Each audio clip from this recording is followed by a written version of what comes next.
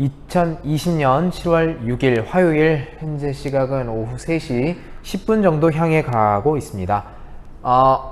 오늘 우리가 배우게 될 건 서아시아라는 이제 지역에 대해서 다시 돌아와서 공부할 건데요. 아니.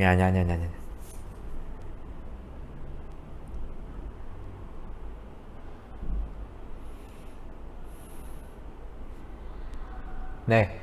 2020년 7월 6일 화요일이고요. 현재 시각은 오후 3시 10분 정도 향해 가고 있습니다. 지금 이제 영상에서는 우리가 서아시아에 대해서 배울 건데, 사실은 지도에서 보시면 알겠지만 서아시아는 이제 중국이라고 하는 지역, 우리 중국, 현재 오늘날의 중국 왼쪽 편에 있는 이 부분을 우리가 중앙아시아라고 불러요. 이 부분 이제 무슨 뭐 투르크메니스탄 무슨 탄 뭐 이렇게 우리가 불리우는 지역, 그런 나라들, 그 나라들로부터 더 서쪽으로 더 가 보면 이제 중동이라고도 불렀던, 즉 여기 이제 그 바다가 지중해거든요. 지중해 동부 해안가부터 시작해서 여기 아라비아만 있는 쪽, 그 전체를 우리가 이제 서아시아라고 부르고요. 그 서아시아는 오늘날 이제 대부분 이슬람교를 믿고 있죠. 물론 이제 이슬람교 내부에서도 뭐 수니파, 시아파라고 해서 이제 종교적인 어느 정도 갈등이 조금 있긴 하지만, 이 서아시아에 대해서는 우리가 언제 배웠냐면 4대 문명 했을 때 이집트 잠깐 배웠고요. 그리고 메소포타미아 문명 잠깐 배웠어요. 그랬을 때 잠깐 언급하고 나서 그 다음에 인도 문명 배우고 중국 문명을 배웠는데, 그 4대 문명 이후부터 이제 본격적으로 주나라부터 춘추 전국 시대, 진나라, 한나라, 위진남북조, 수나라, 당나라, 그 다음 5대 10국 시기, 그 다음 송나라, 원나라, 명나라, 청나라에 이르기까지를 우리가 배웠고, 역시 한반도와 일본에서 각각 뭐 조선시대까지 또는 에도 막부 시기까지 지난 강의에서 배웠습니다. 자, 그러면 그 4대 문명에서 배웠던 동아시아의 역사를 이제 잠깐 접어두고 다시 4대 문명 중에 하나였던, 발상지였던 메소포타미아 문명, 그리고 이집트도 조금씩 나올 거예요.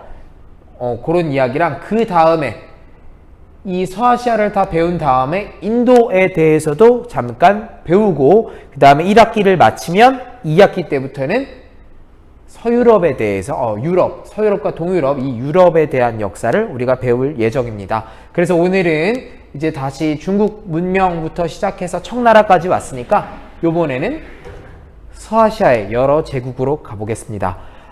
서아시아는 사실은 우리에게 여러 가지로 익숙한 나라들이 많아요. 들어본 바에 의하면 익숙한 나라들. 자, 하지만 이제 과거로 돌아가보면 조금 생소한 이름들이 많겠죠. 하지만 우리가 아는 강이 하나 나와 있네요. 무슨 강? 티그리스 강. 그래서 오늘 우리가 배우게 될 나라가 총 4개 등장할 건데, 처음에 아시리아라는 왕국, 그 다음에 아케메네스족 페르시아. 페르시아는 페르시아인데 구분 지어야 돼. 여기 페르시아랑 뒤에 나올 페르시아랑. 그래서 아케메네스 왕조의 페르시아라고 구분 지어요. 자, 이 페르시아 하나, 그 다음에 잠깐 요 페르시아 끝날 무렵에 등장하는 인물, 알렉산더 대왕이라고도 부르죠. 알렉산드로스, 요 사람. 그 다음에 파르티아, 그리고 아까 앞에 있었던 페르시아와 구분 짓기 위해서 사산 왕조 페르시아라고, 이렇게 총 4개의 나라가 나오고요. 그 4개의 나라를 통한 마지막 페르시아에서의 문화까지 오늘 다뤄봅니다. 자, 먼저 아시리아로 넘어가 보겠습니다. 아시리아 같은 경우 이제 그 이전 역사에 대해서 우리가 이제 함무라비 왕, 바빌론 왕국의 함무라비 왕, 그 다음에 함무라비 법전, 요런 것들을 배우고, 뭐 지구라트를 건설했다던가 아니면 쐐기 문자, 뭐 태음력, 요런 것들을 활용했다라고 배웠었는데, 그 이후의 이야기들입니다. 사실 함무라비의 신바빌론 왕국이 무너지고 나서 그 가운데 이제 등장했던 나라가 바로 이 아시리아인데요. 작은 도시국가로 출발했는데 이들의 강력한 군사력이 이제 기마 전술, 말을 타고 싸우는 전술, 혹은 철제 무기의 활용, 그리고 전차를 통해서 강력한 군사력을 바탕으로 서아시아의 대부분을 통일했습니다. 자, 이 통일한 아시리아 왕국에선 도로나 역전제, 이제 중간중간 도로에 어떤 기점을 세워서 도로를 연결하거나 도로를 이제 관리하는, 또 통행을 하는 사람들을 또 감시하기도 하는 이런 역전제, 역참, 몽골시대 역참이라고 보면 비슷할 거예요. 도로 역전제를 만들고, 그다음에 지방을 각 여러 개의 주로 나누어서 총독을 파견하더라. 그래서 중앙집권 체제를 강화하려는 모습을 우리가 알 수 있고요. 그 다음에 역시 또 과거에 이어서 지구라트를 계속 건설하기도 하고, 또 왕립 도서관을 설립해서 학문을 발전시키려고 노력을 했다. 어디가? 아시리아가. 근데 아시리아의 문제점은 피정복민, 서아시아 대부분을 통일했는데 이 정복당한 피정복민에게 다소 좀 강압적인 통치를 했다라고 하네요. 강제 이주를 시켜서 반란을 못 시키게 만든다든가, 또는 세금을 무겁게 많이 걷는다든가, 그런 것들로 인해서 결국엔 여러 군데에서 저항, 반란이 일어나서 나라가 쇠퇴하고 멸망하기에 이르렀다. 이게 어느 나라? 아시리아 왕국, 아시리아. 자, 두 번째, 아시리아가 멸망하고 나서의 그 또 혼란스러운 시기에 등장한 나라가 이제 아케메네스조 페르시아라고 합니다. 아케메네스조 페르시아. 이 페르시아는 서아시아 세계를 재통일했는데 그게 기원전 525년. 당시에 키루스 왕이 이 페르시아의 왕이었는데 이 사람이 서아시아 세계를 재통일했어요. 동아시아에선 이때 춘추전국 시대가 있었고, 기원전 525년이니까 춘추전국 시대의 그 한 중간 정도에 해당하는 시기라고 하겠죠. 네, 요 시기가 춘추전국 시대다. 중국에서는 그거 그냥 같이 이어서 시간 구분을 해주시면 좋겠습니다. 자, 이 페르시아에서의 전성기를 이끌었던 왕은 다리우스 1세. 동아시아와는 달리 다른 나라, 이제 서유럽부터 시작해서 뭐 서아시아도 그렇고, 왕에게 이렇게 1세, 2세, 3세 요렇게 붙여요. 보통 붙이긴 해요. 그렇다고 뭐 제임스 1세, 2세, 3세, 5, 4세, 5세 쭉 나가는 것도 아니야. 그런 차이가 좀 있는데, 어쨌거나 다리우스 1세가 즉위를 했는데, 이 사람이 이제 대제국을 건설을 하기도 했고 최전성기를 이끌었습니다. 비슷해. 전국 20여 주에 총독을 파견하고, 총독을 파견한 다음에 이들이 잘하는지 못하는지, 또 지방에 다른 문제는 없는지 파악하기 위해서 감찰관을 왕의 명으로 보냈는데, 이들은 왕의 눈이자 왕의 귀라는 별칭을 가지고 있었다고 하네요. 사료에도 이런 표현이 나올 거예요. 그러면 페르시아구나, 이렇게 아케메네스조 페르시아구나 라고 알면 되고, 또 도로와 역참제, 특히 이런 건 또 이때도 왕의 길이라는 표현을 썼대. 그래서 정비하고 화폐랑 도량형을 정비했다. 요거 약간 누구 냄새가 나? 누구랑 비슷해?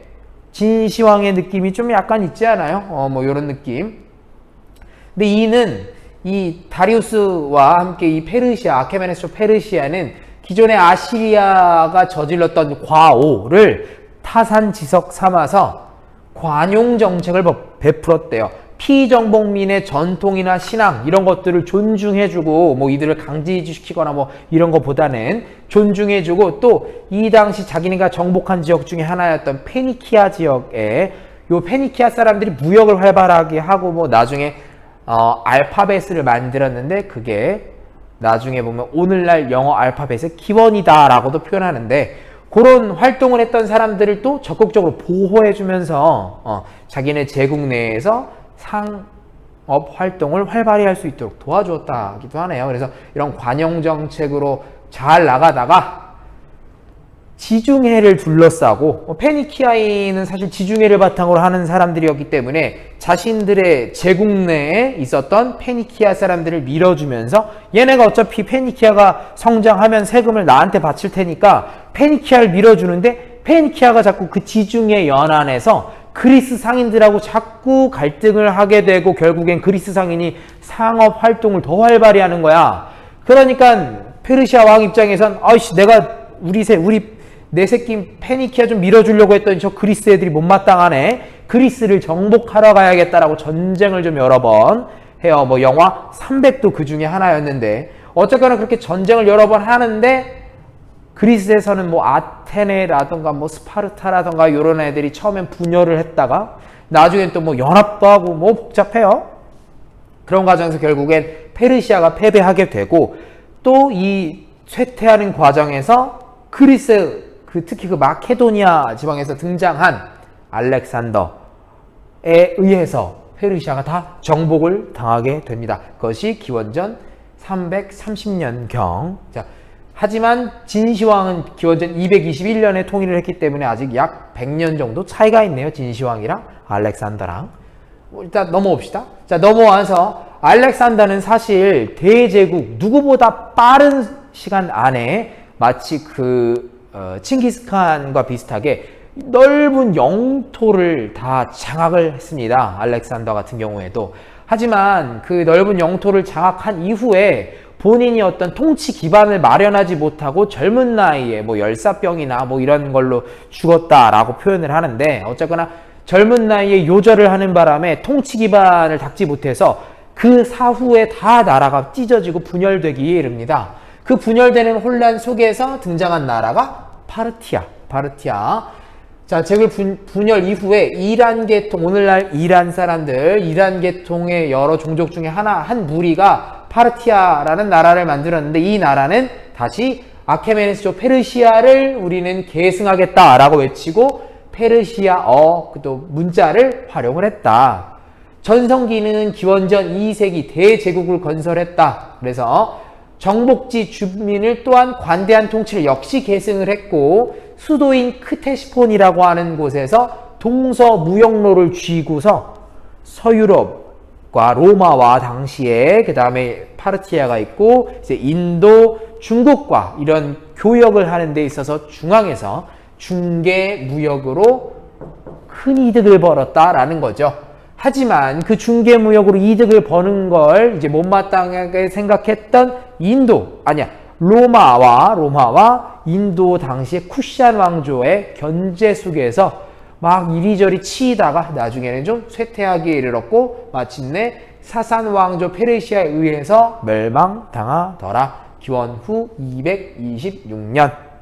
요때가 후한이 멸망한 때 비슷하네요. 기원 후 220년이니까 약 6년 차이 있네요. 기원전 2세기에 파르티아가 건설했다고 하는데, 사실 파르티아는 동아시아로 보면 한나라하고 같은 역사를 맞이했다고 보면 돼요. 시기적으로 거의 비슷해요. 기원전 2세기에 건설했을 때, 기원전 2세기 약간 조금 빠르겠네. 파르티아가요. 늦겠네요. 기원전 3세기 초에 이제 한나라가 세워졌으니까 어쨌든 비슷하게 가는데, 대제국을 건설해서 파르티아가 잘 나갈 때 한나라하고도 교역을 했다, 아니면 사절을 파견하고 주고받았다라는 이야기가 기록에도 남아 있어요. 파르티아하고 중국의 한나라하고. 근데 멸망한 시기는 거의 또 비슷하죠. 물론 한나라는 전한, 신, 후한 이런 식으로도 나눠지지만. 자, 사산왕조 페르시아에 의해서 파르티아가 멸망했어. 사산왕조 페르시아는 3세기 초 200년대 초에 아케메네스 왕조의 부흥, 다시 또 이걸 받겠대. 얘네를 받겠다고 파르티아가 만들어졌지만, 또 파르티아를 몰락시키고 나서 얘네대로 또 다시 아케메네스조 페르시아를 물려받겠다 하고 부흥을 하겠다. 우리가 찐이야, 쟤네 찐 후계자야 라는 식으로 또 얘기를 했나 봐요. 자, 발전 대제국입니다. 메소포타미아에서 인더스강까지. 여기가 이제 이슬람 아라비아 반도라고 치면 요렇게 반도가 크게 있잖아요. 요렇게 반도. 그리고 여기에 지중해 이렇게 있고 이집트 있고요. 자, 머릿속으로 한번 그려보세요. 아라비아 반도. 여기 아라비아 반도, 여기 이제 메소포타미아 지역이야.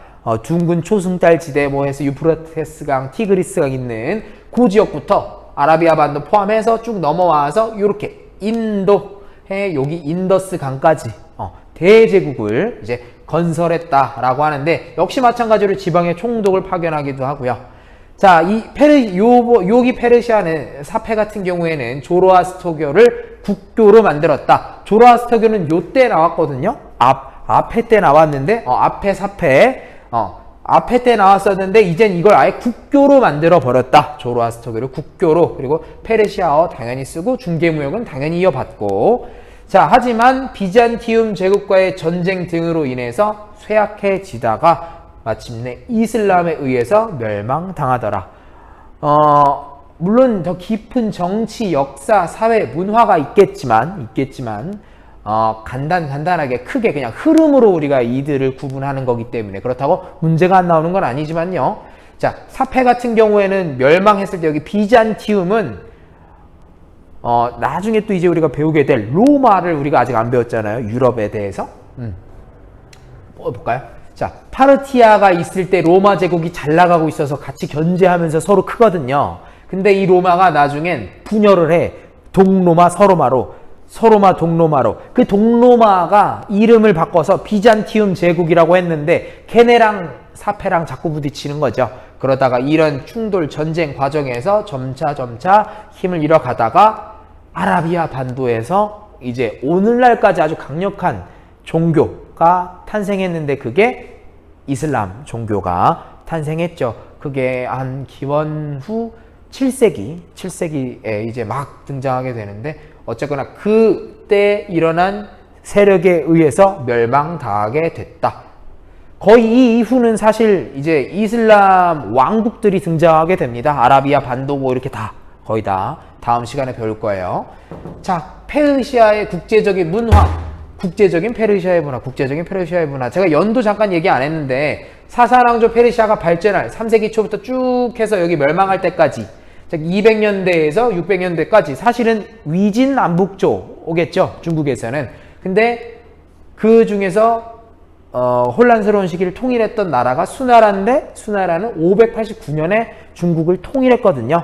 그래서 뭐 얼마 안 있다가 이제 당나라가 들어서지만 그래서 사사왕조 페르시아는 위진남북조 그 무렵부터 이제 당나라 시기까지 진행이 되는구나 라고 이해를 하시면 되겠고요. 651년이니까 거의 신라의 삼국통일과도 비슷한 시기라고 할 수 있겠습니다.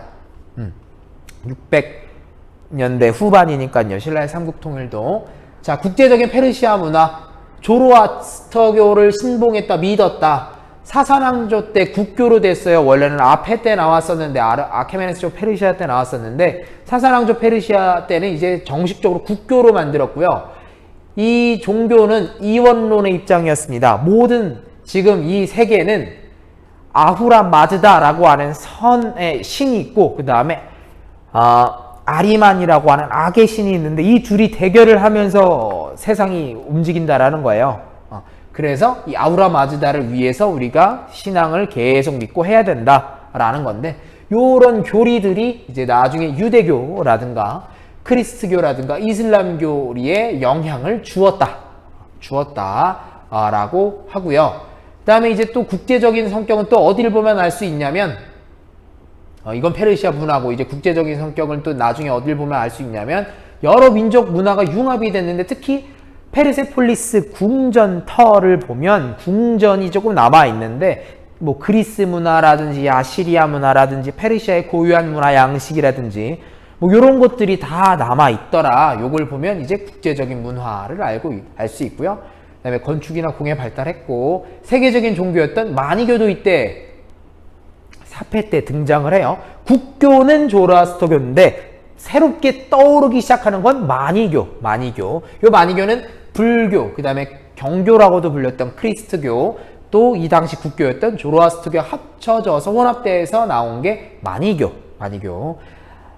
당나라 때 수도 장안에 보면 도성 구획도에 장안 구획도에 보면 마니교의 사원, 조로아스터교의 사원 이런 식으로 막 돼 있거든요. 경교 사원 뭐 이런 식으로 막 그걸 보면 알 수 있듯이 이때 마니교가 나중에 중국에까지 전파되더라라는 걸 알아두면 되겠고요. 자, 은이나 유리 그릇이나 뭐 이런 것들이 자 신라 시대의 페르시아의 공예품 뭐 이런 것들도 유리 공예품 이런 것들도 흔적을 남아서 찾아볼 수 있고요.